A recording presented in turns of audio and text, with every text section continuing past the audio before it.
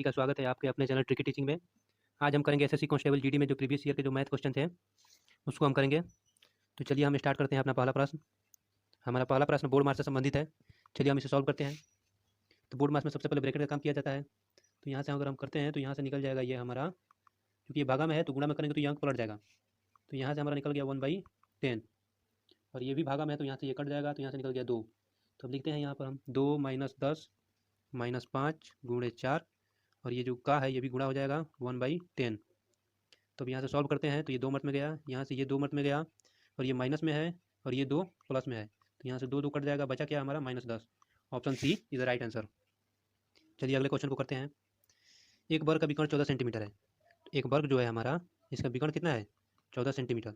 उस वर्ग के विकर्ण की लंबाई क्या होगी जिसका क्षेत्रफल पहले वर्ग के क्षेत्रफल का 2 गुना, यानी एक दूसरा वर्ग है, इसका विकर्ण की लंबाई पूछ रहा है और इसका जो क्षेत्रफल है, क्षेत्रफल इसका 2 गुना है, यानी जितना इसका होगा उसका 2 गुना है ये दूसरे वर्ग का क्षेत्रफल। तो चलिए पहले इसका हम क्षेत्रफल निकालते हैं। क्षेत्रफल के लिए हमें भुजा निकालना पड़ेगा। तो विकर्ण दिया है तो विकर्ण क्या होता है वर्ग का, √2a होता है। तो यहाँ से आप निकालिएगा तो यहाँ से a का मान कितना हो जाएगा 14/√2। तो चलिए यहाँ से हम a का मान लिख लेते हैं, 14/√2 आया है, 14/√2 आया था। चलिए अब इसको हम यहाँ से हम इसका क्षेत्रफल निकालते हैं। तो इसका क्षेत्रफल क्या हो जाएगा भाई, पहले वर्ग का क्षेत्रफल हो जाएगा भुजा गुणे भुजा, यानी कि 14/√2 × 14/√2। तो ये हो गया हमारा पहला वर्ग का क्षेत्रफल, ये जो पहला वर्ग। अब जो दूसरा वर्ग है हमारा, ये जो दूसरा वर्ग है, दूसरे वर्ग का क्षेत्रफल क्या हो जाएगा, तो ये 2 गुना है। तो जो हमारा दूसरा वर्ग है उसका क्षेत्रफल हो जाएगा 2 गुना, यानी जो क्षेत्रफल है इसमें 2 से सिर्फ गुणा कर दीजिए आप, यानी 14/√2, ये 14/√2, ये हो गया आपका दूसरे वर्ग का क्षेत्रफल। अब यहाँ से ये √2 और √2 गुणा होगा तो ये 2 कट जाएगा, यानी कि 2 जब √2 गुणा होता है तो क्या होता है 2 हो जाता है और 2 से ये कट जाएगा। तो यहाँ से आपका निकल गया क्षेत्रफल 14 × 14। तो यहाँ से ये क्षेत्रफल निकल गया, तो यहाँ से भुजा का मान क्या हो जाएगा, क्योंकि भुजा स्क्वायर बराबर होता है ये 14 × 14। तो यहाँ से स्क्वायर से आप निकालेंगे तो a का मान यहाँ से निकल जाएगा कितना, a का मान हो जाएगा 14। तो a का मान 14 हो गया। तो अब यहाँ से आपका निकालना है विकर्ण इसका। तो विकर्ण आपको भी बताया मैंने क्या होता है, फॉर्मूला √2 है। तो हमारा a 14 है तो यहाँ से हो जाएगा 14√2। यही हो गया आपका आंसर। ये किस ऑप्शन में है, ऑप्शन बी में। तो इधर राइट आंसर बी। चलिए हम अपने अगले क्वेश्चन को करते हैं। यदि एक आयत को लंबाई को 50% बढ़ाया जाए तथा चौड़ाई को 25% हटाया जाए, हटाया नहीं घटाया जाए, यहाँ पर थोड़ा गलत हो गया है, घटाया जाए, तो उसके क्षेत्रफल में कितने प्रतिशत की वृद्धि होगी। तो चलिए इसे बनाते हैं। तो देखिए यहाँ पर 50% बढ़ाया जाता है और 25% घटाया जाता है। तो जो आपका नेट प्रतिशत होता है तो वो होता है आपका x + -y + xy/100। इसी फॉर्मूला पर आपको निकलेगा। तो चलिए इस पर हम सॉल्व करते हैं। ये हो गया आपका 50 बढ़ाया गया है और 25 घटाया गया, इसलिए माइनस में हो जाएगा और ये प्लस दे करके ये 50 इंटू ये घटा है तो ये -25/100। ये यहाँ से निकलेगा आपका 25 और ये कटेगा कितने मत में, 2 मत में। तो ये हो जाएगा आपका -25/2। अब इसको आप सॉल्व कर दीजिए। ये हो जाएगा 50 - 25/2। तो यहाँ से आपका निकलेगा 25/2। तो यहाँ से आपका निकलेगा 12.5%। तो ये किस ऑप्शन में है, option B is the right answer. चलिए हम अगले क्वेश्चन को करते हैं। हमारा अगला क्वेश्चन है 12 लड़कों और 8 लड़कियों का कुल वजन 1080 किलोग्राम है। यदि लड़कों का औसत वजन 50 किलोग्राम है तो लड़कियों का औसत वजन क्या होगा। तो देखिए यहाँ पर लड़कों का औसत वजन दिया है, लड़कों का दिया है हमारा, तो लड़के कितने हैं भाई 12, यानी 12 ये जो हमारा औसत से संबंधित है, जो एवरेज होता है क्वेश्चन उससे संबंधित है। तो यहाँ से हम पहले कुल वजन निकालेंगे। 12 लड़कों का कुल वजन कितना हो जाएगा भाई, तो वजन जो होता है जो औसत वजन है और गुणे लड़कों की संख्या। तो यहाँ से हमारा हो जाएगा 12 × 25 = 60, यानी कि 600 किलोग्राम। ये टोटल हमारे जो लड़कों 12 लड़के हैं इनका कुल वजन हो गया इतना। और जो 8 लड़कियाँ हैं तो यहाँ पर देखिए, यहाँ पर अब टोटल कितना है 20 हो गया ना। यहाँ से 20 = दिया है आपका, यहाँ से 20 = दिया है आपका 1080। तो 12 का हमने निकाल लिया 600। तो हमारा 8 का कितना हो जाएगा, जो 8 लड़कियाँ हैं उसका कितना हो जाएगा 1080 में से हम ये 600 घटा देंगे तो यहाँ से हो जाएगा हमारा 480। अब हमको औसत निकालना है तो 8 लड़कियों का औसत है तो 8 से भाग कर दीजिए आप। तो यहाँ से कितने मत में कट जाएगा, 8 × 6 = 48 और 0 यानी कि 60 kg। तो ये पूछ रहा है कि लड़कियों का, लड़कियाँ कितनी हैं 8, तो 8 का हमने निकाला औसत तो कितना आया 60 kg। ये ऑप्शन नंबर डी में है, तो D is the right answer. चलिए हम अगले क्वेश्चन को करते हैं।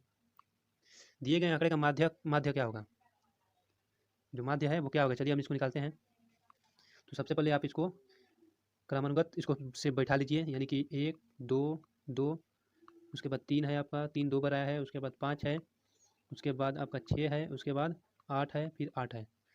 तो चलिए इसको हम बैठाते हैं। अब देखिए माध्य कितना अंक है हमारा, यहाँ पर हो गया 1 2 3 4 5 6 7 8 9। यहाँ पर 1 2 3 4 5 6 7 8 9, तो 9 9 है तो 4 इधर से निकाल दीजिए और 4 इधर से निकाल दीजिए, जो बचा हमारा वही माध्य हो जाएगा। तो option A is the right answer. चलिए अगले क्वेश्चन को हम करते हैं। एक आयत की लंबाई 16 सेंटीमीटर है, यदि विकर्ण की लंबाई 20 सेंटीमीटर है तो आयत की चौड़ाई क्या होगी। तो देखिए एक आयत है, इसकी लंबाई दिया है और इसके विकर्ण की लंबाई दिया है 20। तो ये पूछ रहा है हमसे। तो यहाँ पर आप फार्मूला लगा दीजिए वो परमेय अति वाला। तो यहाँ से आप निकालेंगे, ये त्रिभुज बन रहा है ना आपका, तो यहाँ से आप लंब निकालिए। तो लंब बराबर हो जाएगा आपका कर्ण स्क्वायर रूट अंडर कर्ण स्क्वायर माइनस आधार स्क्वायर। तो कर्ण कितना है हमारा 20 का स्क्वायर, आधार कितना है 16 का स्क्वायर। तो यहाँ से आ जाएगा, ये रूट अंडर है, यहाँ से आ जाएगा ये 400 माइनस 16 का हो जाएगा 196। जब आप यहाँ से घटाएंगे इसको तो आपको आएगा, ये घटेगा तो यहाँ 4 और यहाँ से हो जाएगा ये 9 में से 16 का कितना होता है 256 होता है, सॉरी 16 का 256 होता है। तो चलिए यहाँ से हम घटाते हैं। तो यहाँ से आ जाएगा 4, यहाँ से आ जाएगा 1। अब यहाँ से आप इसको हल कीजिएगा तो यहाँ आ जाएगा 12 और 12 ही क्या हो गया आपका चौड़ाई हो गया। तो ऑप्शन किस में है, ऑप्शन ए में है। तो ए इज द राइट आंसर। चलिए हम अपने अगले क्वेश्चन को करते हैं। मनीष 40 किलोमीटर प्रति घंटा की गति से अपने गृहनगर जाता है तथा y किलोमीटर प्रति घंटा की गति से अपने घर वापस आता है। उसके घर और गृहनगर के बीच की दूरी 360 किलोमीटर है। यदि वह कुल 21 घंटे लेता है तो y का मान क्या होगा। मान लीजिए कि ये उसका घर हो गया और ये उसका गृहनगर हो गया। यहाँ से यहाँ तक की दूरी कितना है भाई 360 किलोमीटर है। और यहाँ से वो पहले जाता है और फिर वापस आता है। तो इसको कितने घंटे लगा भाई 21 घंटा लगा। तो चलिए, और यहाँ से जाने में इसका दिया है स्पीड कितना है भाई 40 किलोमीटर प्रति घंटा। तो चलिए हम निकालते हैं। स्पीड हमारा दे दिया, स्पीड दे दिया हमारा 40 और डिस्टेंस हमको मालूम चल गया 360। तो पहले हम टाइम निकालते हैं कि इसको यहाँ जाने में कितना टाइम लगा। तो टाइम बराबर क्या होता है दूरी बटे चाल, यानी डिस्टेंस बटे स्पीड। तो यहाँ से आप निकालिएगा 360 बटे 40, तो आपका ये कितना हो जाएगा 9 मिनट में आ जाएगा। यानी उसको 9 घंटे लगे जाने में, उसको जाने में लगे 9 घंटे। तो टोटल घंटा कितना है 21। तो 21 में से आप 9 घटा दीजिए तो आने में कितना समय लगेगा उसको 21 माइनस 9, यानी कि कितना हो जाएगा यहाँ से 12 घंटे। 12 घंटे उसको आने में समय लगा। तो हमको पता चल गया कि आने में उसको कितना समय लगा 12 घंटे। और हमारा डिस्टेंस कितना है भाई आने का, तो दूरी तो वहीं रहेगा ना आपका 360। तो हमको यहाँ से चाल निकालना है और वाई क्या है आने का समय है। तो यहाँ से आपका जो वाई हो जाएगा, वाई का मान हो जाएगा वो हो जाएगा आपका डिस्टेंस बटे चाल, समय डिस्टेंस बटे समय। तो समय हमारा कितना है भाई 12, आने का आप समय पूछ रहा है ना। तो बचा कितना 12 बचा, तो डिस्टेंस हमारा तो वहीं रहेगा 360। तो यहाँ से आप भाग कर दीजिए, 12 36, यानी कि 30 मिनट में कटा ये। तो वाई का मान अपना कितना हो जाएगा 30 किलोमीटर प्रति घंटा। Is the right answer B. चलिए अब हमने अगले क्वेश्चन को करते हैं। हमारा 8 नंबर क्वेश्चन है कि एक वस्तु का अंकित मूल्य 1200 है तथा 31% की छूट दी गई है। यदि लाभ 15% है तो क्रय मूल्य क्या होगा। तो अंकित मूल्य को हम क्या कहते हैं मार्क प्राइस। तो हमारा मार्क प्राइस दिया है 1200 रुपये और हमारा डिस्काउंट कितना दिया है भाई 31%। और यदि लाभ 15% है तो क्रय मूल्य क्या होगा। चलिए हम इसे निकालते हैं। तो सबसे पहले यहाँ पर हम इसका विक्रय मूल्य निकालेंगे। सबसे पहले हम विक्रय मूल्य निकालेंगे। एस बराबर होता है आपका एम, डायरेक्ट यहाँ से आप निकाल दीजिए क्योंकि छूट दिया है ना, छूट दिया है ना। तो इतना प्राइस 31% का छूट देगा तो कितना बेचेगा उसे वो। तो वो बेच रहा है यहाँ पर आपका 1200 गुणे 69/100, यही होगा ना। तो चलिए यहाँ से ये कट गया। अब यहाँ से आप इसको गुणा कर दीजिए या फिर इसी तरह रहने दीजिए 12 गुणे 69, ये आपका आ गया। चलिए हम थोड़ा यहाँ पर जगह बना लेते हैं, थोड़ा लिखने में हमको एरिया मिले। तो चलिए यहाँ से हो गया हमारा ये विक्रय मूल्य इतना है। और विक्रय मूल्य यदि लाभ 15% है, यानी कि वो इतना में जब बेच रहा है तो उसको 15% का लाभ हुआ है। तो हमारा क्रय मूल्य क्या होगा। तो आपको एसपी का फॉर्मूला पता होगा, विक्रय मूल्य बराबर होता है क्रय मूल्य इंटू 100 प्लस, अगर लाभ होगा तो क्या होगा 100 प्लस लाभ बटे 100। अगर हानि होता तो 100 माइनस हानि बटे 100। तो यहाँ पर लाभ हुआ है। तो चलिए यहाँ से हम निकालते हैं। सीपी को x मान लिए और एसपी का हमारा मान दिया है 12 गुणे 69। अब यहाँ से चलिए यहाँ से हो जाएगा आपका 115 बटे 100, चूँकि लाभ हमारा 15% है। अब यहाँ से ये आपका कट जाएगा 5 से 5 दूनी का 10 और 5 3 15, और ये आपका कट जाएगा 5 से 5 दूनी का 10 20 मिनट में। यहाँ से ये आपका कितना आया था 23, 23 से ये कट जाएगा 3 मिनट में। तो 3 मिनट में कट गया। तो यहाँ से आपका अब ये गुणा हो जाएगा, ये एक बराबर क्या हो जाएगा आपका 12 गुणे 3 गुणे 20। अब इसको आप गुणा कर दीजिए, 12 दूना का 24 यानी कि 240 और गुणे 3, तो ये हो जाएगा 24 यहाँ 4 3 12 का 2 और 6 1 7 यानी कि और 0 720 आया। तो किस ऑप्शन में है आपका, ऑप्शन नंबर डी में। तो इधर राइट आंसर ऑप्शन डी। चलिए हम अगले क्वेश्चन को करते हैं। हमारा अगला क्वेश्चन है कि रीना तथा सीना क्रमशः 24,000, 28,000 तथा 20,000 के निवेश के साथ एक व्यापार शुरू करती है। टीना 8 महीने के लिए निवेश करती है, रीना 10 महीने के लिए निवेश करती है तथा सीना 1 वर्ष के लिए निवेश करती है। यदि वर्ष के अंत में कुल लाभ 25,810 है तो टीना का हिस्सा क्या है? चलिए हम इसको बनाते हैं। ये हो गई आपकी, थोड़ा यहाँ पर कलर रख लेता हूँ ताकि आपको दिखे। कौन सा कलर ले लूँ? चलिए रेड ले लिया। तो ये हो गई आपकी टीना, ये हो गई रीना और ये हो गई सीना। तो देखिए यहाँ पर सब में 1000 आपको कॉमन लग रहा होगा, तो 1000 को मैं नहीं लिखता हूँ, जो आगे वाला है वही लिख लेता हूँ। तो ये हो जाएगा आपका 24, 28 और 20। अब इसमें भी आपको 4 कॉमन लग रहा होगा, तो 4 कॉमन कर देते हैं। तो ये हो जाएगा आपका 6, 7 और ये 5। 6 चौका 24, 7 चौका 28 और 5 चौका 20, सब में 4 कॉमन हो गया। और ये जो है अब ये कर रही है आपको 8 महीने के लिए निवेश कर रही है, ये 10 महीने के लिए कर रही है और ये 1 वर्ष यानी कि 12 महीने के लिए। तो चलिए इसको करते हैं। तो इसको करने के लिए आपको इसमें मल्टीप्लाई करना होगा। तो ये हो जाएगा आपको यहाँ से 48, 70 और ये 60। अब इसमें भी आपको 2 कॉमन लग रहा होगा, तो यहाँ से आ गया 24, 35 और 30। तो जो ये हिस्सा है वही ना ये टोटल है भाई, जो इन लोगों का ये हिस्सा है, जो लाभ हुआ है यही है। तो ये 24, 35, 30 को हम क्या करेंगे, इसके ऐड करके 24, 35 प्लस 30 को ऐड करके हम जो टोटल लाभ है इसको हम बराबर कर देंगे। तो यहाँ से आपका निकलेगा कितना, ये हो जाएगा 65 और ये हो जाएगा आपका 89 इक्वल टू हो जाएगा आपका 25, इतना हो जाएगा इक्वल टू। अब इसको आप यहाँ से भाग दीजिएगा, तो यहाँ से अगर आप 1 का मान निकालिएगा तो आपको यहाँ से निकलेगा कितना, आप इसको भाग देकर देखिएगा, आपको यहाँ से निकलेगा 290। यहाँ से आपको 290 मत में ये कट जाएगा, इससे ये 290 मत में कट जाएगा। आपको कटाइए कैसे, तो 1 का मान कितना आ गया 290। तो टीना का हिस्सा कितना है भाई, टीना का हिस्सा तो 24 है, तो 24 से आप इसमें गुणा कर दीजिए, यानी 24 गुणे 290। तो चलिए हम गुणा करते हैं, 290 गुणे 24, ये हो जाएगा 0, 9 चौके 36 के 6, 8 से 3, 8 और 3 11, ये हो जाएगा 18, 5 जीरो हो जाएगा पहले, इसको 18 के 8, 8 से 1 5। तो यहाँ से आ जाएगा 0, 6, 6, 6, 9 है ना, 9, 8 1 9। तो ये हो जाएगा आपका 6960, 6960 यहाँ से आपको गुणा करने के बाद ये आएगा। तो चलिए इसका ऑप्शन कौन सा है, ऑप्शन डी। अगला क्वेश्चन हम करते हैं। एक पार्किंग में सभी वाहनों का औसत वजन 400 किलोग्राम है। एक पार्किंग है, उसमें सभी वाहनों का औसत वजन कितना है भाई, 400 है, और 12 वाहनों का औसत वजन 6000 किलोग्राम है। तो पहले 12 वाहनों का हम कुल वजन निकालेंगे। तो जो 12 वाहन है इनका कुल वजन कितना हो जाएगा, कुल वजन निकालने के लिए बताया था कि जो औसत वजन है उसमें हम वाहनों की संख्या से गुणा कर देंगे तो हमारा कुल वजन निकल जाएगा, यानी कि 72,000 हमारा हो गया 12 वाहनों का वजन, कुल वजन हो गया 12 वाहनों का। और पार्किंग में कितने वाहन है वही हमको संख्या निकालना है। तो 12 का हो गया 72,000 हो गया। और जो शेष वाहन है, तो चलिए हम मान लिए कि इसमें 100 वाहन खड़े हैं, तो 12 वाहन का तो हमको निकल गया। तो जो शेष बचा वो क्या हो जाएगा, 1 माइनस 12 शेष हो गया ही ना। जब 1 माना हमने कि 1 वाहन खड़े हैं और 12 का औसत वजन इतना है, तो शेष जो बचेगा वो 1 माइनस 12 हो जाएगा। तो 1 माइनस 12 का आपको दिया है औसत वजन 3000। तो इसका कुल वजन निकालेंगे तो वही फॉर्मूला लगेगा, आपको 1 माइनस 12 से गुणा करना पड़ेगा।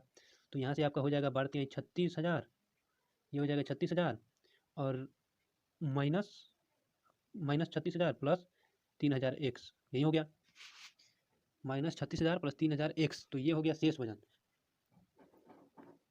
तो ये हमारा कुल वजन हो गया, और ये भी क्या है हमारा 12 वाहन प्लस ये औसत शेष वाहनों का ये कुल वजन है। तो हमारा यहाँ से निकला था आपको, और ये हो जाएगा कितना, इसका एक्स माना था तो ये हो जाएगा हमारा 4000 एक्स। इसका कुल वजन कितना हो जाएगा 4000 एक्स। तो जो आपका ये 4000 एक्स है वो इक्वल हो जाएगा आपको 12 वाहनों का कितना था 72,000, और प्लस जो इसका हम निकाले थे शेष वाहन का, तो वो था आपका 3000 एक्स माइनस 36,000, यही था। तो यहाँ से ये घट जाएगा, तो यहाँ से आ जाएगा आपको 1000 एक्स, और ये घटेगा तो आपको आ जाएगा 36,000। ये आपको कट गया यहाँ से 3 0 3 0, एक्स इक्वल टू आ गया आपको 36। तो एक्स क्या है भाई, एक्स वही है, आपको हमने माना था पार्किंग में कितने खड़े हैं, तो हमारा आंसर आ गया आपको 36। चलिए हम अपने अगले क्वेश्चन को करते हैं। पी तथा क्यू मिलकर एक कार्य को 20 दिनों में करते हैं। पी प्लस क्यू, अब आ गया ये कार्य से टाइम एंड वर्क आ गया क्वेश्चन। तो ये 20 दिनों में करते हैं। पी अकेला कितना दिन में करता है भाई, 36 दिन में करता है। तो क्यू अकेला उसी काम को कितने दिन में करेगा। तो सबसे पहले इस तरह क्वेश्चन को बनाने के लिए आपको इस तरह लिख लीजिएगा, और इन दोनों का एलसीएम निकालिएगा। तो एलसीएम आपको कितना हो जाएगा भाई 36 और 20 का। तो 36 और 20 का जब एलसीएम निकालिएगा तो ये आपको कट जाएगा, 4 से कटाइए, 4 बटे 20, 9 चौके 36, अब नहीं कटेगा, यानी नहीं हो जाएगा 20 और 20 नवा 180, यानी आपको हो गया 180 क्या हो गया, इसका एलसीएम हो गया। तो चलिए हम इसे अब सॉल्व करते हैं। तो यहाँ से हो जाएगा आपको इसका कार्य क्षमता कितना हो जाएगा, अब P प्लस Q का कार्य क्षमता कितना हो जाएगा, इसमें भाग कर दीजिए, इसमें भाग कीजिएगा तो इन दोनों का कार्य क्षमता निकल जाएगा। तो ये हो जाएगा आपका 9, 9 मिनट में ये कट जाएगा, 180 जो है 20 से 9 मिनट में कट जाएगा, और ये 36 से कटाएंगे तो ये कटेगा 5 मिनट में। तो देखिए P प्लस Q एक दिन में कितना कार्य करते हैं, ये जो कार्य क्षमता होता है इसमें हम भाग करते हैं तो ये एक दिन का निकलता है, यानी कि एक दिन में P प्लस Q 9 काम करते हैं। ये टोटल काम हो गया हमारा, ये जो होता है हमारा कुल काम होता है, तो ये 9 काम करते हैं एक दिन में, और P अकेला 5 कार्य करता है। तो Q भाई कितना करेगा, शेष बचा Q करेगा 4 काम करेगा। तो वही पूछ रहा है, तो जब 4 काम एक दिन में Q करता है तो एक काम वो कितने दिन में करेगा, 1/4। टोटल काम हमारा कितना है 180, तो 180 से हम इसमें गुणा कर देंगे तो ये हमारा कट जाएगा 4 चौके 16 और 4 पचे 20, यानी कि 45 दिन में ये उस कार्य को खत्म कर देगा। तो यानी कि हमारा आंसर हो गया 45। चलिए अगले क्वेश्चन को करते हैं हम। एक वस्तु के विक्रय मूल्य तथा क्रय मूल्य 7:5 के अनुपात में है। तो जो हमारा SP है, SP बटे CP, यानी कि विक्रय मूल्य और क्रय मूल्य हो गया 7/5 है। तो लाभ अनुपात लाभ है या हानि प्रतिशत क्या होगा। तो देखिए SP तो आपका बड़ा है, तो यहाँ पर दिख रहा है आपको कि लाभ हुआ है, तो कितना लाभ हुआ है भाई, 2 लाभ हुआ है, 2 लाभ हुआ है। तो देखिए लाभ प्रतिशत बराबर क्या होता है, फॉर्मूला आपको याद होगा कि लाभ प्रतिशत बराबर होता है SP माइनस CP बटे CP गुणे 100, यही फॉर्मूला होता है। यानी कि विक्रय मूल्य माइनस क्रय मूल्य बटे क्रय मूल्य गुणे 100, ये लाभ प्रतिशत बराबर फॉर्मूला होता है आपका। तो चलिए हम इसी पर बैठाते हैं इसको। तो यहाँ से SP का मान कितना हो गया भाई 7, और ये CP का मान कितना हो गया 5, और ये फिर यहाँ पर 5 हो जाएगा और गुणे 100। तो यहाँ से हो जाएगा आपका 2/5, यहाँ से कटा दीजिए 20 मिनट में कट जाएगा, तो यानी 2 गुणे 20 सीधे निकल जाएगा, यहाँ से आपको हो जाएगा 40, यानी कि 40% का क्या हुआ है भाई, लाभ हुआ है। तो आंसर हो जाएगा आपको 40। समझ में आ रहा है तो हम हमारे चैनल को सब्सक्राइब जरूर कीजिए, आपके लिए हम ऐसे ही वीडियो लाते रहेंगे, और वीडियो को कमेंट कीजिएगा और लाइक करना नहीं भूलिएगा। चलिए हम अगले क्वेश्चन को करते हैं। अगला क्वेश्चन है, पाइप सी एक टैंक को 12 घंटे में भर सकता है। तो जो पाइप सी है हमारा, एक पाइप सी है वो एक टैंक को कितने घंटे में भरता है, 12 घंटे में भरता है। पाइप डी उसी टैंक को 40 घंटे में भरता है। तो पूछ रहा है कि सी प्लस डी, तो उसी तरह निकलेगा ये भी, इन दोनों का एलसीएम निकाल दीजिए, कितना हो जाएगा भाई 12 40 का, 12 40 का एलसीएम हम निकालेंगे तो यहाँ से निकाल दीजिए आप, 4 से 4 से 12, 10 मिनट में हो जाएगा 10 चौके 40 और 120 हो जाएगा। और यहाँ से अगर हम कार्य क्षमता निकालेंगे, ये टोटल काम हो गया, ये टोटल इतना है, ये हो गया आपका टोटल इतना लीटर। तो यहाँ से कार्य क्षमता निकालेंगे तो ये हो जाएगा 10, यहाँ से निकल जाएगा 3, यानी कि सी जो है 1 घंटे में 10 लीटर पानी भरेगा, और डी जो है 1 घंटे में 3 लीटर भरेगा। तो दोनों मिलकर 1 घंटे में कितना भर दिए भाई, 1 घंटे में दोनों मिलकर सी प्लस डी हो जाएगा, यानी कि 13 लीटर भर दिए। यानी कि 13 लीटर भरने में इनको 1 घंटा लग गया, तो 1 लीटर भरने में इनको कितना टाइम लगेगा, 1/13 घंटे, यहाँ से 13 बटा में आ जाएगा। तो हमारा टोटल कितना है 120, तो 120 का निकालेंगे तो 120 यहाँ से गुणा में आ जाएगा। तो ये 13 से हम जो भाग करेंगे, इसमें 13 से भाग करने की जरूरत ही नहीं है, क्योंकि हमारे यहाँ पर ऑप्शन जो है बटा में दिया है। तो आप देख सकते हैं कि 120/13 हमारा यहाँ पर लिखा है, यहाँ पर 120 गुणा हो जाएगा तो यहाँ से निकल जाएगा 120/13, तो वही हमारा ऑप्शन डी जो है। चलिए अगले क्वेश्चन को हम करते हैं। अगला क्वेश्चन आपको दिया है, चित्र आरेख से दिया है, चलिए हम सॉल्व करते हैं। नीचे दिया गया है रेखा चित्र 7 विभिन्न माह में कार्यों के उत्पादन को दर्शाता है। M4 महीने में कारों का उत्पादन M2 महीने में कारों के उत्पादन का कितना प्रतिशत है। तो देखिए M2 के कारों का, तो यहाँ पर देखिए पूछ रहा है M2 के कारों का, यानी M2 का डैश प्रतिशत, यानी मान लेते हैं x%, M2 का x% जो है हमारा M4 है, यही ना बोल रहा है कि कितना है, तो मान लीजिए कि x% है, M2 का x% M4 है मान लिया हमने, पूछ रहा है कितना है तो x% है। तो M2 का उत्पादन कितना है भाई, M2 में 32 उत्पादन है, तो 32 का x/100 कर देते हैं, परसेंटेज यानी 100, और M4 में कितना है भाई 24 है। तो यहाँ से आप निकालिएगा तो 8 चौके 32 हो जाएगा और 8 तरीके 24, यहाँ से 8 से कटा दिया हम, ये 4 से कट जाएगा आपको 25 मिनट में। अब ये बटा है तो उधर जाएगा तो गुणा हो जाएगा, यानी कि 25 तिहाई 75, यानी x का मान क्या आ गया भाई 75%। तो ये आपका option see the right answer. समझ में आया तो वीडियो को लाइक कीजिए। चलिए अगले क्वेश्चन को करते हैं। एक कॉलोनी में बच्चे, महिलाएं तथा पुरुषों की संख्या का अनुपात 6:4:3 तथा कॉलोनी में न्यूनतम सदस्य 200 हैं। कॉलोनी में बच्चों की न्यूनतम संख्या क्या होगी। तो देखिए यहाँ न्यूनतम पूछ रहा है, यानी कि फिक्स नहीं है कि उसमें सदस्य कितने हैं, यहाँ पर न्यूनतम दिया है ना, तो ये फिक्स नहीं है। तो चलिए पहले हम इसे सॉल्व करना बताते हैं। ये हो गया आपके बच्चे यानी कि चाइल्ड, महिलाएं हो गया यानी कि वुमेन, और पुरुष हो गया यानी कि मैन हो गए। तो इनका अनुपात दिया है 6:4:3, तो इनको ऐड कर दीजिए पहले, ये हो जाएगा आपको 13, सबको ऐड करेंगे हम तो ये 13 हो गया, और 13 मान लीजिए एक्स हो गया, 13x हो गया, और 13x इक्वल टू 200। तो ये न्यूनतम है ना, तो ये फिक्स नहीं है कि 200 ही है। तो पहले आप देखिए इसको भाग देकर कट पाता है कि नहीं, तो आप भाग दीजिए इसको 200 में, ऐसे तो कटेगा नहीं, फिर भी भाग देकर देखते हैं, 1 मिनट। चलिए यहाँ पर भाग देते हैं, 13 से भाग देंगे तो 13 एकम 13, यहाँ से 7 निकलेगा, और 13 छक 78। देखिए यहाँ पर अगर हम 8 अगर ये तो 8 लिखते हैं, अगर 208 करते हैं तो ये 6 मिनट में हमारा आसानी से कट जाएगा। 13 चौक 78। अगर 6 लिखते हैं तो अगर 8 लिखते हैं यहाँ पर 0 की जगह पर, तो ये हमारा आसानी से कट जाएगा 78। यानी कि यहाँ पर आप 208 कर दीजिए। न्यूनतम है, ये नहीं फिक्स नहीं है, आप इसमें घटा भी सकते हैं, बढ़ा भी सकते हैं।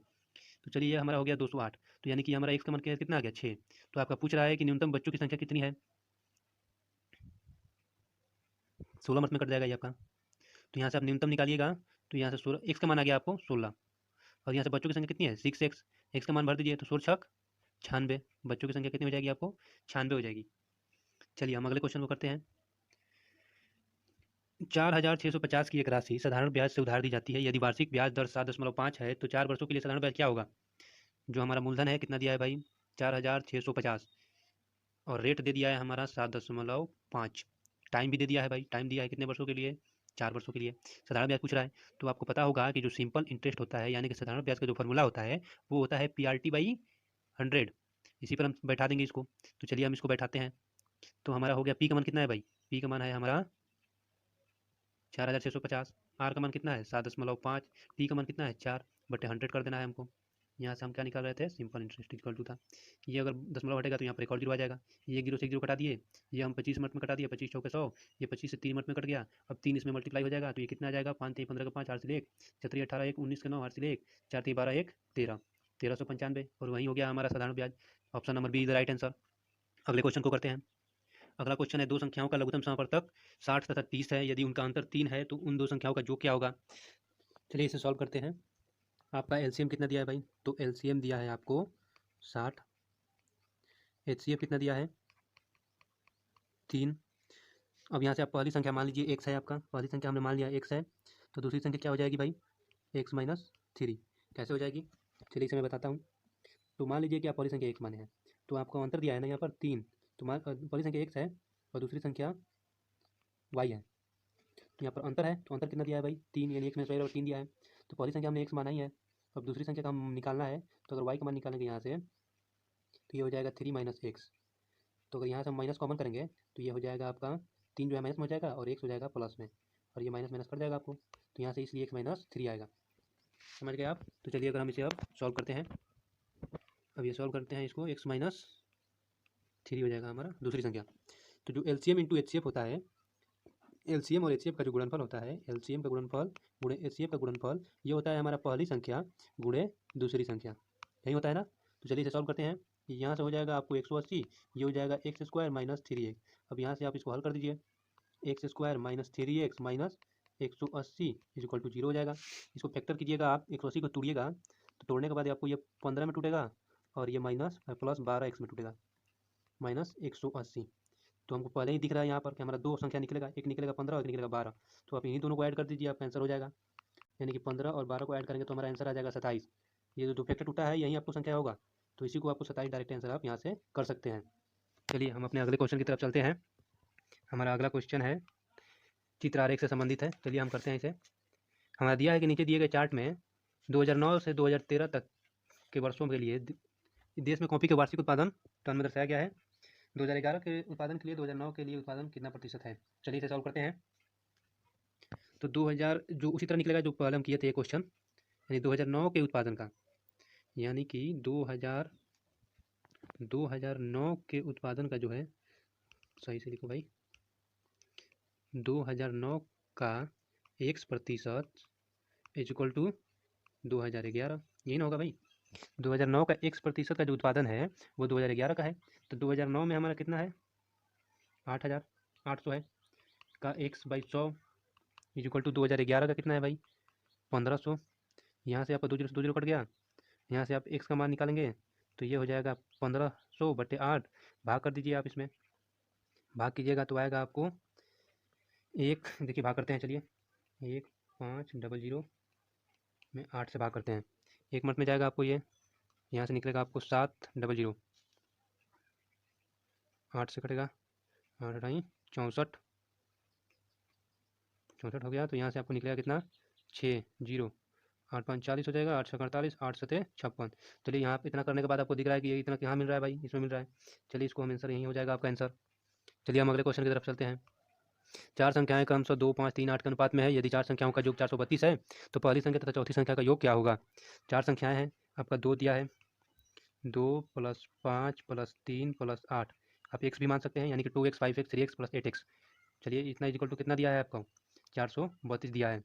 अब इसको सबको ऐड करते हैं, ये हो जाएगा 7, 3, 10, 8, 18, यानी 18 इक्वल टू दिया है आपको 432। भाग करते हैं इसमें, 18 दूना का 36 और 18 चौक 72, 24 मिनट में कट गया। तो जो कि 1 इक्वल टू आया 24। तो पूछ रहा है कि पहली तथा चौथी संख्या, तो पहली संख्या में कितनी है 2, यानी कि पहली हो गया 48, इसमें गुणा हो जाएगा तो 48 हो जाएगा। चौथी कितनी है भाई 8 है, तो 8 से गुणा करो इसमें पहले, ये हो जाएगा आपको 8 चौके 32 के 2, और 8 से 3, 8 9 16, 17, 18 1 19, यानी 192। अब इन दोनों का जोग पूछ रहा है, यानी कि ऐड कर दीजिए इन दोनों को। तो ये हो जाएगा आपको 8 2 10, 9 4 13, 14 के 4, ये हो जाएगा आपको 240। इसका आंसर हो गया आपको 240, option number see the right answer.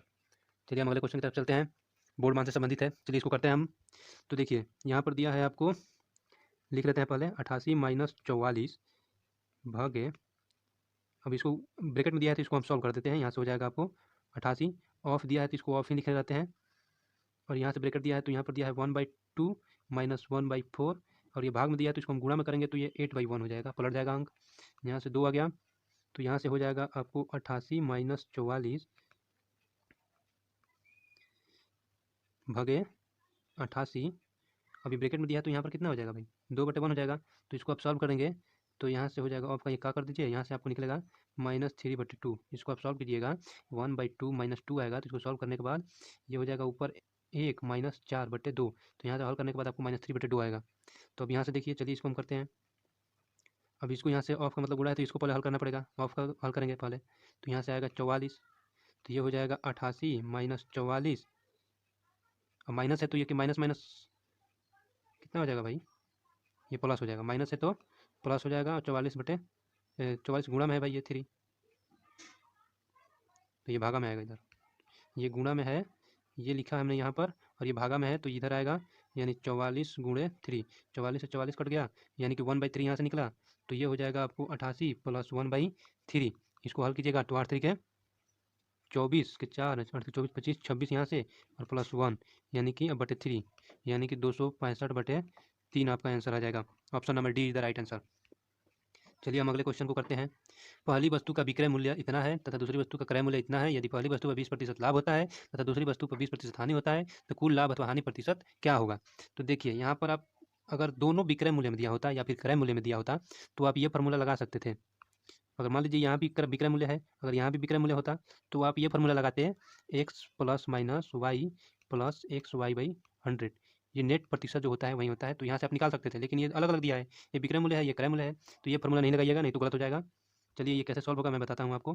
चलिए अब हम इसे सॉल्व करते हैं, ये इस तरह के क्वेश्चन को कैसे सॉल्व करेंगे।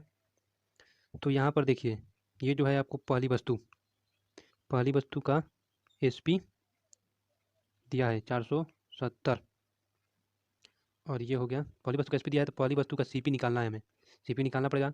तो पहली वस्तु का जब आप CP निकालिएगा तो आपको निकलेगा 391.66। कैसे निकलेगा, तो पहली वस्तु का आपको SP दिया है ना, तो SP दिया है और पहली वस्तु पर 20% का लाभ होता है, तो आप ये फार्मूला लगाइएगा, SP बराबर होता है, जब लाभ होने पर फार्मूला होता है CP × 100 + P, यानी कि प्रॉफिट बाई 100। इस फार्मूला से जब आप निकालिएगा, SP का मान भर दीजिएगा यहाँ पर 470, CP को x मान लीजिएगा और प्रॉफिट 20 मान के निकालिएगा, तो आपको ये निकलेगा 391.66।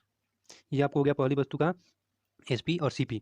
अब इसी तरह आपको दूसरी वस्तु का निकालना है, इसी तरह दूसरी वस्तु का भी निकालना है। चलिए दूसरी वस्तु का निकालते हैं। तो दूसरी वस्तु को आपको CP दिया है, CP दिया है भाई, दूसरी वस्तु का CP दिया है 470, तो दूसरी वस्तु का SP क्या हो जाएगा, तो दूसरी वस्तु का SP दिया है तो यहाँ पर हानि दिया है ना, तो हानि के लिए आप माइनस लगाइएगा, तो हानि के लिए आपका जो SP हो जाएगा वो हो जाएगा CP × 100 - लॉस बाई 100। यहाँ पर पहले प्रॉफिट पर प्लस होता था और यहाँ पर हानि होने पर माइनस, तो इस तरह से आप निकालिएगा 470 का, तो यहाँ से निकलेगा आपको 376 SP निकल जाएगा। तो चलिए अब हम इसे सॉल्व करते हैं। 376, अब जो है पहली वस्तु और दूसरी वस्तु का SP जोड़ दीजिए, यानी कि पहली वस्तु का SP और दूसरी वस्तु का SP, ये हो गया, और पहली वस्तु का CP और दूसरी वस्तु का CP, ये हो गया। तो पहली वस्तु का जब हम SP निकालेंगे, यानी कुल SP हो जाएगा हमारा, कुल SP कितना हो जाएगा भाई 846, और कुल CP निकालेंगे तो कुल CP हो जाएगा हमारा 861.66। जब हम इसे जोड़ेंगे यानी 391.6 और 470 को जोड़ेंगे तो इतना आ जाएगा, और इसको जोड़ेंगे तो इतना आ जाएगा। तो आप देख रहे हैं कि जिस वस्तु यानी कि क्रय मूल्य जो है वो बड़ा है एसपी से, यानी कि इसको हानि हुआ है, तो ये सीधे दिख रहा है कि ये आपका नहीं होगा। तो और ये ना लाभ ना हानि ये भी नहीं होगा, यानी कि इन दोनों में ये दोनों नहीं होगा, इसकी हानि हुआ है। तो भाई कितना हानि हुआ है, तो ये जो क्रय मूल्य में से हम विक्रय मूल्य को घटाएंगे तभी ना हानि निकलेगा। तो चलिए हम यहाँ पर निकालते हैं। तो इसको घटाने के बाद आपको जब इसमें घटाइएगा 861.66 माइनस 846, तो ये घटाने के बाद आपको निकलेगा 156 दशमलव यानी कि ना 15.66 15.66 निकलेगा। अब यहाँ पर दिख गया कि हमको इतना हानि हुआ है इतना। तो अब हानि प्रतिशत बराबर क्या होता है, चलिए अब हम निकालते हैं। 15.66 ये आप लिख लीजिए कहीं। अब हम हानि निकालते हैं, चूँकि एरिया नहीं है तो हमको हानि हुआ है। तो हानि बराबर क्या होता है भाई, CP माइनस SP बटे CP गुणे 100। तो हमारा हानि कितना हुआ था, हानि प्रतिशत निकालना है। इसको घटाने के बाद हमारा कितना आया था भाई 15.66, और CP हमारा कितना है भाई 470 गुणे 100। नहीं 470 तो वो पहला वो टोटल निकालना था। टोटल हमारा CP कितना था 861.66 था, 861.66। तो अब आप इसको हल कीजिएगा तो दशमलव से दशमलव हट जाएगा, इसके 2 अंक के बाद इधर है, 2 अंक के बाद इधर है, तो ये हट गया। तो आप देख रहे हैं कि जब आप इसमें गुणा कीजिएगा इसको 100 से, तो ये हो जाएगा आपको 156600, और बटे में ये कितना हो जाएगा 86166। तो ये अंक जो है आपको ऊपर कितना अंक है 6 अंक है, नीचे 5 अंक है। तो जब आप यहाँ पर पहले अंक को देखिए, ये आप 2 मंथ में ये तो भाग नहीं कटेगा कभी भी, क्योंकि 8 से 2 मंथ में कटेंगे तो ये 16 होना चाहिए तभी ये कटेगा। तो आपका तो ये भी नहीं होगा, ये सीधे दिख रहा है कि ये 2 मंथ में कटेगा ही नहीं कभी भी, ये तो होगा ही नहीं, ये होगा नहीं, बचा कौन हमारा ये। तो आपको इसको भाग देने की जरूरत नहीं है, सिर्फ आप पहले अंक को ही देख लीजिए। पहले अंक को देखने के बाद आपको पता चल जाएगा, तो आपका आंसर हो जाएगा ए। चलिए हम अगले क्वेश्चन को करते हैं। तो चलिए अब हम इस क्वेश्चन को बनाते हैं। क्वेश्चन क्या है, 11,700 की एक राशि चक्रवृद्धि ब्याज की दर से 2 वर्षों में इतना हो जाती है। यदि ब्याज का संयोजन वार्षिक किया गया हो तो ब्याज दर क्या होगा। तो चलिए इसे बनाते हैं। आपको यहाँ पर मूलधन दिया है, ये हो गया आपका मूलधन P, ये हो गया आपका टाइम, और ये आपका हो गया मिश्र धन यानी कि A। तो आपका मिश्र धन बराबर क्या होता है भाई, फार्मूला मिश्र धन बराबर होता है मूलधन इंटू 1 प्लस R बाई 100 का पावर T, यही ना होता है। तो चलिए यहाँ पर अब भरिए, ये हो गया 16,848, ये गुणा में है, इधर आएगा तो बाटा में हो जाएगा P का मान, तो इधर मैं डायरेक्ट लिख देता हूँ। उसके बाद ये हो जाएगा, इसका जब बाटा घटा बनाइएगा तो ये हो जाएगा आपको 100 प्लस जोड़ बनाइएगा तो 100 प्लस R बाई 100 हो जाएगा, और ये हो जाएगा आपको 2 को इधर से हटा दीजिए, ये 2 जो इधर से हटेगा तो इधर रूट चढ़ जाएगा, तो 2 को इधर से हटा दीजिए तो ये आपका इधर रूट चढ़ गया। चलिए अब इसको क्या करना है कि आपको इसको गुणनखंड करना है, इसको गुणनखंड करना है, इसको गुणनखंड करना है। तो जब इसे गुणनखंड कीजिएगा 16,848 को जब आप तोड़िएगा तो ये कितने में टूटेगा, ये टूटेगा आपको, देखिए कितने में टूटेगा। पहले इसको आप क्या कर लीजिए, आसानी के लिए आप इसको 4 से इसको कटा दीजिए, और देखिए 4 से इसको कटा दीजिए, कट रहा है कि नहीं 4 से पहले, ये आपको कट जा रहा है। 4 चौके 16, 4 दूना 8, 4 एकम 4, 4 दूना 8, ये तो कट गया। अब इसको कटाते हैं, 4 दूना का 8, 9 10 11 3 बचा यहाँ से, 4 नमा 36 10 हो गया, तो यहाँ से 4 दूना का 8 2 बचा, 4 5 20, ये भी कट गया। तो अब इतना आया, और इधर का जो है ये तो सेम ही है। तो अब इसको गुणनखंड कीजिए, 42 12 29 25। तो थोड़ी जगह नहीं है तो इसके लिए मैं मिटा देता हूँ, आप इसको कहीं लिख लीजिए कॉपी में। उसके बाद चलिए आगे बढ़ते हैं। तो इसको करने के बाद आपको आएगा 42 12 का आप जब गुणनखंड करेंगे तो 42 12 का जब 42 का करेंगे ऊपर वाला, ये से ना था 42 12, और ये कितना था भाई, ये था आपको 25 29 25 29 25, तो ये ऊपर वाला कर रहा हूँ मैं। तो ये हो जाएगा आपको 2 इंटू 2 इंटू 2 इंटू 2, नहीं ये ऐसे होगा 2 इंटू 2, और इसके बाद हो जाएगा आपका, ये हो जाएगा आपको 2 into 2 3 into 3 into 3 into 3 into 13, और बटे में जो आएगा आपको, ये आएगा आपको 5/5 गुणे 3 गुणे 3 गुणे 13, इतना आएगा। आप करके देखिएगा। तो ये से इससे कट जाएगा, ये कट गया आपको। अब इसको देखिए, आप जोड़ा बैठा लीजिए, ये 2 का, ये 3 का, ये 3 का बैठ गया, ये 5 का बैठ गया, ये 5 3 का बैठ गया। तो यहाँ से आपको ये निकलेगा कितना, यहाँ से 2 निकल गया, 3 निकल गया, और 3 निकल गया, यहाँ से 5 और 3, तो यहाँ से 3 3 9 18 हो गया, और ये हो गया 15। अब आप याद करके रखिएगा। चलिए इसको कटा देता हूँ मैं, 3 6 18, 3 5 15, यानी 6/5। यहाँ से डायरेक्ट आपको निकल गया 6/5 इज इक्वल टू, हमारा क्या था भाई उधर, उधर हमारा था आपको 100 प्लस R बाई 100, यही ना था। तो अब आप इसको इधर से इसको गुणा कीजिए, इसको गुणा कीजिए, तो ये हो जाएगा आपको 5R plus 500 is equal to 600, 600। तो अब इधर जो है, अब ये इधर जाएगा तो ये घट जाएगा इसमें से, यानी कि 5r इक्वल टू हो जाएगा 100। तो r का मान निकालेंगे तो ये कट जाएगा आपको 20 मिनट में। r हमारा क्या है भाई, r ही तो है हमारा दर। तो r हमारा दर है, तो r का मान आ गया आपको 20%। तो कौन से ऑप्शन में है, option number D is the right answer. चलिए हम अगले क्वेश्चन को करते हैं। इस तरह के क्वेश्चन में थोड़ा टाइम लगता है, इसका कोई ट्रिक नहीं है। ट्रिक है, इसका भी ट्रिक है, लेकिन आपको जो है ये जो है आपका, इसका ट्रिक है, लेकिन ये जो अंक दिया है इसकी वजह से ये ट्रिक नहीं लग रहा है। अगर ये किसी का वर्ग होता और ये भी किसी का वर्ग होता तो ये आसानी से बन जाता, क्योंकि ये किसी का किसी भी अंक का वर्ग नहीं है, इसलिए इस पर ट्रिक नहीं लग रहा है। इसका ट्रिक क्या है मैं आपको बता देता हूँ। अगर इसका ट्रिक इस तरह हो जाता, आपको इस तरह करना है, पी ए हो जाता है, आपको ये मूलधन हो जाता है, ये मिश्रधन हो जाता, और 2 वर्ष है ना तो दोनों पर रूट चढ़ जाता। तो यहाँ पर आप पी का मान रख दीजिए, यहाँ पर आप इसका मान रख दीजिए मिश्रधन का। अब इसको बर करेंगे, मान लीजिए कि आपको बर करने के बाद कुछ यहाँ पर अंक आ गया और कुछ यहाँ पर अंक आ गया, तो ये जो अंक देखिएगा इससे ये कितना बड़ा है, यानी कि ये बड़ा है, कितना ज़्यादा है, मान लीजिए कि ये कुछ एक्स बड़ा है। तो एक्स बड़ा है तो किससे बड़ा है भाई, इससे बड़ा है। यानी कि जो हमारा ब्याज दर हो जाता एक्स बटे ये हमारा यहाँ पर जो अंक आता उतना गुणे यहाँ पर हम 100 कर देते, तो हमारा ये आ जाता ट्रिक से डायरेक्ट। समझ गए। तो चलिए हम अगले क्वेश्चन को करते हैं। नीचे दिए गए बार चार्ट में 2009 से 2013 के वर्षों के लिए एक देश में कॉफी के वार्षिक उत्पादन इतना दर्शाया गया है, टन में है। तो चलिए इसे हम करते हैं किस तरह का बनेगा। तो यहाँ पर पूछ रहा है कि 2009 से 2011 तक कॉफी का औसत उत्पादन, यानी कि हमको क्या करना पड़ेगा, एवरेज निकालना पड़ेगा। तो 2009 में भाई कितना है, 2009 में तो 800 है, 2009 से 11 तक, यानी इसको भी लेना पड़ेगा, इसको भी 11, उसको भी, और ये तो तीनों को जोड़ दीजिए, इसको जोड़ेंगे तो ये हो जाएगा आपको 20,000, 20,000 20,000 हो जाएगा, और दो और ये हो जाएगा आपको 3500। इसको जोड़ेंगे तीनों को तो ये 3500 हो जाएगा, और 3500 हो जाएगा। तो अब इसका एवरेज निकालना है हमें। तो ये कितना वर्ष का पूछ रहा है भाई, 3 वर्ष का, तो 3 से भाग कर देंगे हम। एवरेज बराबर यही ना होता है, कुल संख्याओं का योग बट्टे कुल संख्या का नंबर। तो इस तरह से आप भाग कीजिएगा तो ये कट जाएगा आपको 3 एकम 3, और ये कट जाएगा आपको 3 एकम 3, यहाँ से 2 आ जाएगा, 3 छक 18, और ये भी 2 बचेगा तो 318। अब दशमलव देके आप कीजिएगा तो 3 छक 18 इतना इतना आ जाएगा, यानी 1166.66। Option number B is the right answer. चलिए हम अगले क्वेश्चन को करते हैं।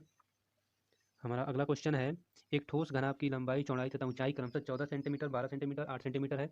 यदि घनाभ को पिघलाकर 2 सेंटीमीटर वाले समान घन बनाए जाते हैं तो समान घन की संख्या कितनी होगी। तो सबसे पहले ये, जब इस तरह क्वेश्चन पूछ रहा है ना कि कितनी संख्या बनाई जाएगी, इस तरह के क्वेश्चन आपके प्रश्न एग्जाम में पूछ रहा है, तो समझिए कि ये आयतन निकालेगा, इसका आयतन निकालना पड़ेगा आपको, पिघलाकर या फिर गलाकर या फिर उसमें कितना पानी डाला जाए, इस तरह के क्वेश्चन में आपको आयतन निकालना पड़ता है। चलिए इसको घनाभ का लंबाई चौड़ाई ऊंचाई दिया है, तो भाई घनाभ का जो आयतन होता है वो क्या होता है, ये आयतन होता है वो होता है LBH, यानी कि लंबाई चौड़ाई ऊंचाई का गुणनफल। तो हमारा आयतन कितना दिया है भाई, ये दिया है लंबाई 14, 12 और ये 8, इसको इसी तरह रहने देते हैं, कटाने में आसानी होगी। तो ये उसका इसका आयतन, अब जो ये घन घन है 2 सेंटीमीटर का, इसका हमको आयतन निकालना पड़ेगा। तो घन का आयतन क्या होता है भाई, AQ होता है। तो ये 2 का क्यू कितना हो जाएगा, 8 हो जाएगा, 2 का क्यू चूंकि इसका भुजा 2 है तो 2 का क्यू 8 हो जाएगा। अब कितना होगा इसमें घन, तो जो पहला घनाभ का आयतन है उसमें इसको भाग करेंगे तभी ना निकलेगा। तो चलिए हम इसे भाग कर देते हैं, तो 8 से 8 कट गया।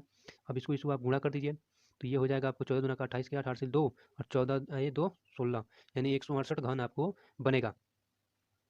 चलिए इधर राइट आंसर ऑप्शन डी।